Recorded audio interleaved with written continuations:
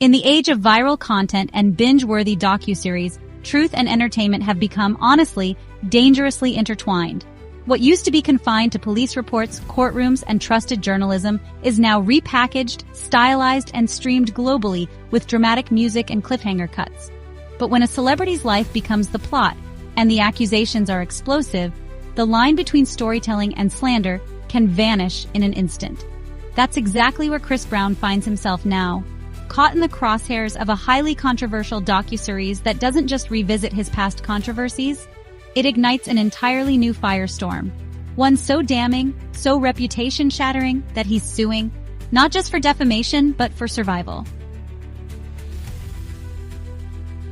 At the center of this media hurricane is a docuseries that promised to reveal the truth behind the fame. A series allegedly packed with testimonies, archival footage, and damning claims, one of which, according to court filings, accuses Chris Brown of sexual assault, not in vague terms, but by name. The moment this detail became public, it wasn't just another celebrity exposé. It was a legal ticking time bomb. And Chris Brown wasn't about to let it explode without a fight. The lawsuit he filed sent shockwaves through Hollywood. It wasn't a half-hearted cease and desist. It was a full-scale legal assault, a multi-million-dollar defamation suit that names the producers, streaming platforms, and even some of the individuals featured in the docuseries. His team calls it a malicious character assassination dressed up as investigative reporting, and they claim it's not just false, it's dangerous. According to Chris's legal documents, the docuseries contains fabricated accounts, distorted timelines, and heavily edited interviews aimed at painting him as a predator. And that accusation, they argue, goes far beyond free speech. That's defamation with intent. But who's behind the docuseries? That's where things get murky, and, honestly, pretty scandalous. It was pitched as a raw, unfiltered deep dive into Chris Brown's rise and fall. But sources close to the production say several of the so-called witnesses featured in the series were paid for their appearances, offered exclusive deals, and in some cases, signed NDAs to keep production details secret. And yet, despite the high drama and even higher stakes, no formal criminal charges were tied to the new assault claims presented in the series. That's right. What was framed as a bombshell revelation on screen has never seen the inside of a courtroom, not even a police report. And that's where Chris Brown's legal team draws the line. Because here's the twist. Under United States law, the First Amendment protects journalists and filmmakers from being sued for defamation, if their work is based on verified facts or public interest reporting. But if a filmmaker knowingly presents false information as truth, especially with malicious intent, the shield drops. And that's exactly what Chris's lawsuit is banking on. He claims the docuseries producers knew the claims were unsubstantiated, that they cherry-picked statements from unreliable sources, some with clear motives for revenge. One accuser, he alleges, was involved in an unrelated legal dispute with his label. Another had already retracted statements in a prior incident, yet their stories were stitched together, given ominous music, and broadcast to millions as fact. And now, the damage is done. Social media was the first battlefield. Within hours of the series airing, hashtags like #CancelChrisBrown and #BelieveHer trended globally. Brands began reconsidering partnerships. Radio stations quietly pulled him from playlists. Even past collaborators began distancing themselves. In a world that reacts before it reflects, a headline became a verdict. And for Chris, this wasn't just PR trouble. This was career execution in real time. But the public reaction only fueled his resolve. Chris Brown took to social media with a raw, unfiltered message. This isn't journalism. This is a hit job.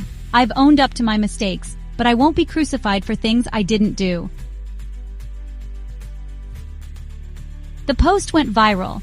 Fans rallied behind him, demanding accountability from the filmmakers. Celebrities weighed in, some defending him, others calling for deeper investigation.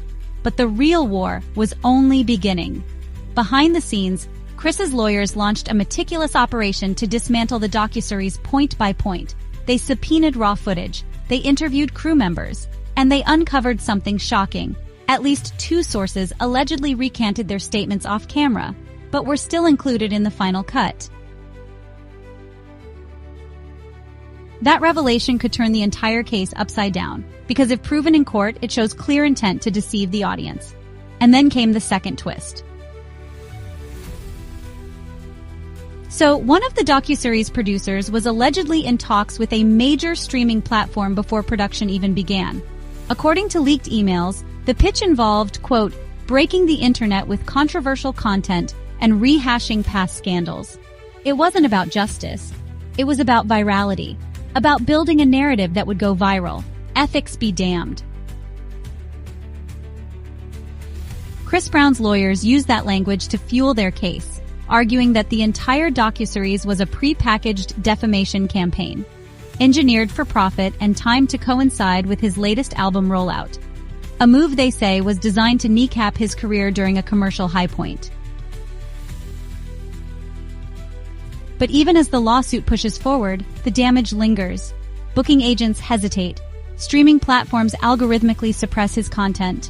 Award shows don't mention his name. And in today's hypersensitive climate, an allegation, true or not, can burn longer than a conviction. That's the silent cost of false media narratives.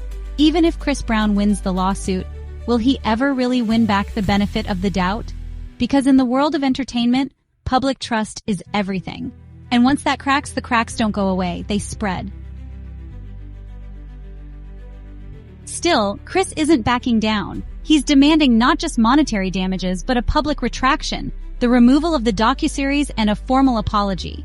His legal team is pushing for a court-ordered injunction to block the series from airing on any future platforms. They argue that if the legal system doesn't step in, it opens the floodgates for similar smear campaigns against public figures, using edited footage and unverified claims as tools of destruction. And the implications of this lawsuit go far beyond Chris Brown.